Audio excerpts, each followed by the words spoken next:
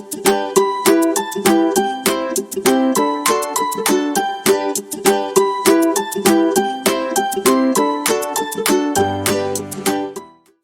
everyone, it's Joe. Welcome back. In today's video, I'm just going to show you a quick tutorial on how I created this shaker ornament.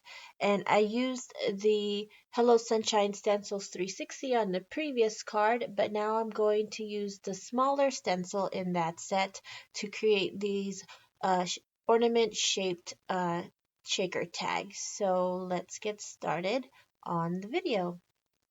So again, I'm using the Stencils 360 tool.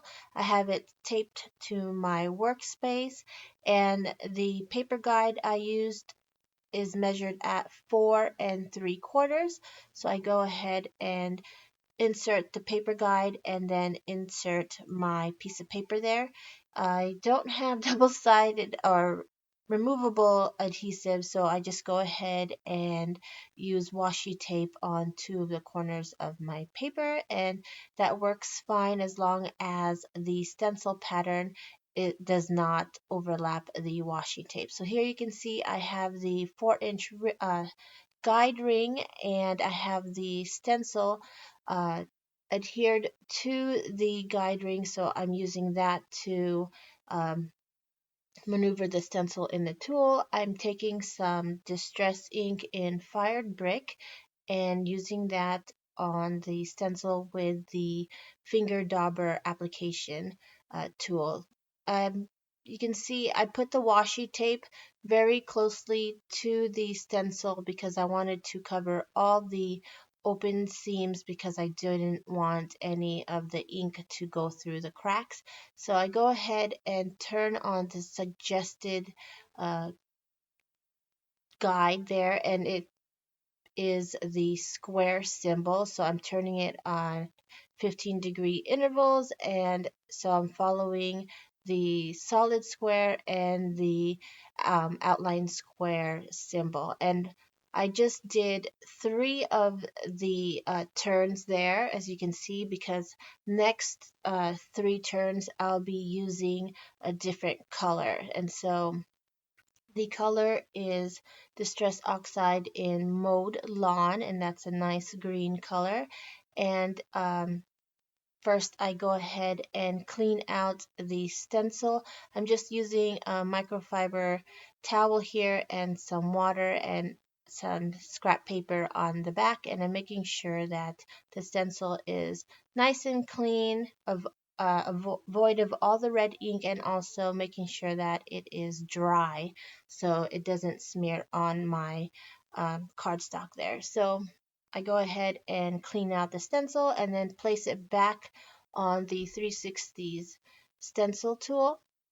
And you can see I also have a piece of washi tape little tab on my guide ring because it does help me maneuver the guide ring smoothly. So here is the mowed lawn and my finger dauber sponge applicator, and I go ahead and find where I left off on the stencil pattern, and then I go ahead and apply the ink, and I go ahead again do that 3 times to finish off the stencil pattern there. So you could do this with any colors that you want. I went with the traditional red and green.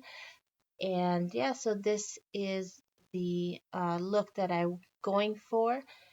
The dies that I used to create this ornament shaker card are just your basic circle nesting dies.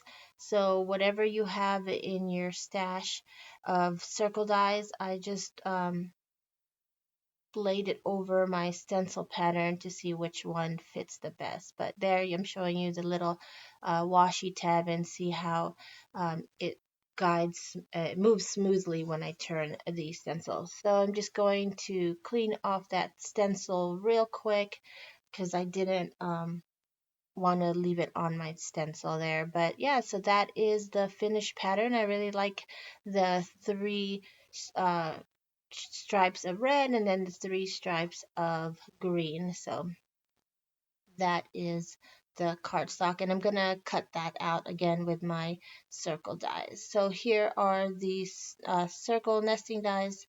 You could use your punch, you can cut it out, but these were available in my stash, so I used them, and then I got a largest circle die for the outside and then a smaller one for the inside. And I go ahead and run that through my die cutting machine.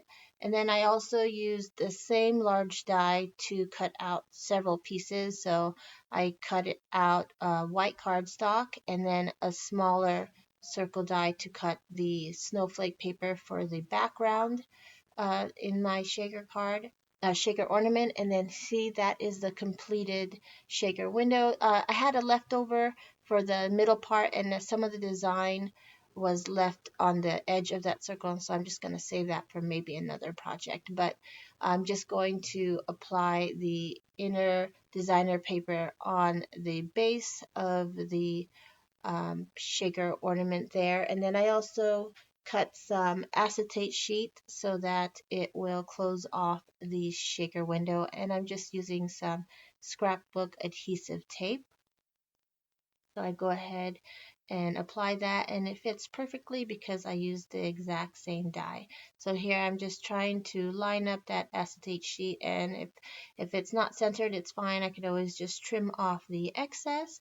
And then next I go ahead and apply this small little frame that it created with the nesting dies and apply it to the middle of that shaker ornament window, and I'm just using a glue pen to adhere it to the shaker window.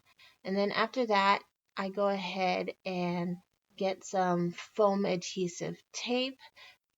This one is measured at half an inch, or no, it's, I'm sorry, it's three quarter